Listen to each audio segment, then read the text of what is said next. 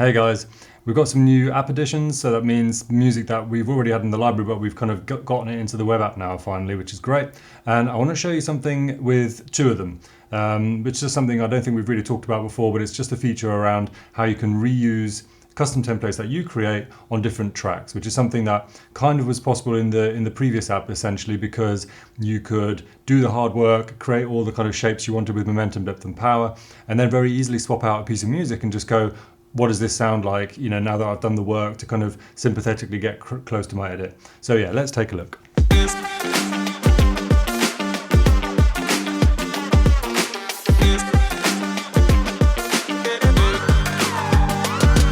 So here are the new web app additions for this week, and I'm going to look at Diron and Sharon basically. So if we go into the web app, I've got Diron loaded up here, and what I'll do to start with is just for the sake of this demonstration, let me get rid of all of this stuff.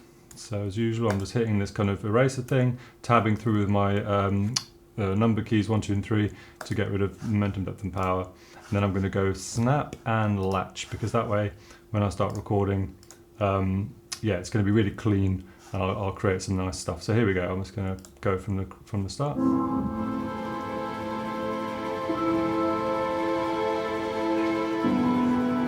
And so essentially what I'm doing is I'm just waiting for the timeline to hit the area, the section or block that I want to make a change. So my first change, I can just feel it just in terms of the musicality. I know it's going to be on this next section here, section 2. So that's where I'm going to put some depth in.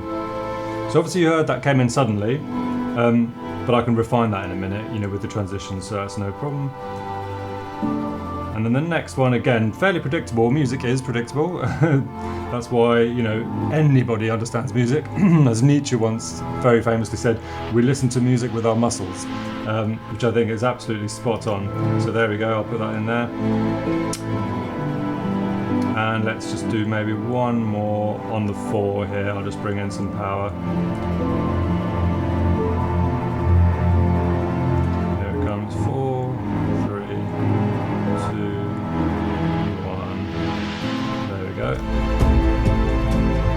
Cool, now all I need to do very quickly is just shuttle through and just make these transitions sensible. So I'm on power already, so I'm just going to go fade in, medium, then I'm going to shuttle through to depth, deal with that one there as well, maybe do the same, shuttle through to momentum, do the same, and I believe that's captured it. So for the purposes of this tutorial then, basically, let's have a look at the shape we've created. So we've created a very simple shape. Depth comes in, momentum comes in, power comes in. And now let's say, that worked for your edit perfectly, and you now want to basically just keep that shape and not have to redo that for another track. If you load up another track and kind of go, okay, well, how does my edit sound with a different piece of music? So let's do that now then. So we go back to the templates area, and we've obviously got something unique now. We haven't got the hero, we don't have the action, nor have we got the bed. What we have got is the one we've created in the timeline. So all you need to do now is go custom export and then hit download.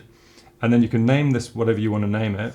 I'm just going to chuck it in my documents for now, and I'll just keep the name exactly as it is, doesn't really matter. What I'm going to do now is I'm going to go back to the library, and I'm just going to open Sharon by hitting this little pencil icon, and let's wait for this to load. And as soon as it's loaded, it'll open the hero template by default, right? Which is the expected behavior for Filmstro. So it's always going to open the hero if it exists. If it doesn't, it'll actually open a completely blank template, which is actually by default stuck in a kind of action setting. So it's full momentum, full depth, full power. So if you do ever open a track in Filmstro and you can't see any templates that are already in that preset area, so that the hero, the suspense or bed or upfront, etc., and it's all at the top, then that's what's happened. All right, so here we are then, and as I say, this is open the hero by default. Now what we want to do is open the template we've already created. So all we have to do now is, instead of custom export, you've guessed it, we're going to go custom import. So here we go, we navigate to where that was, which is here, and open that.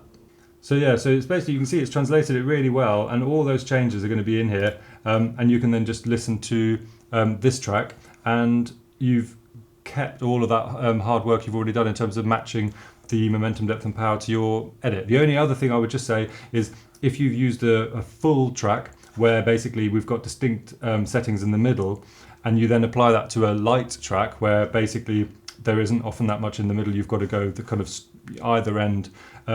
You might hear a bit of a difference, but it still won't matter terribly. It'll be fine. But yeah, that's just another kind of cautionary thing. But that's not something you probably know either. You'll only know whether it's a full track or not by looking at the hero template and seeing whether we've basically set things in the middle there. Typically, if it's not a full template, we'll go all the way to the top or all the way to the bottom. Right, hope that makes sense. And yeah, hope that's useful. Until next time, happy editing.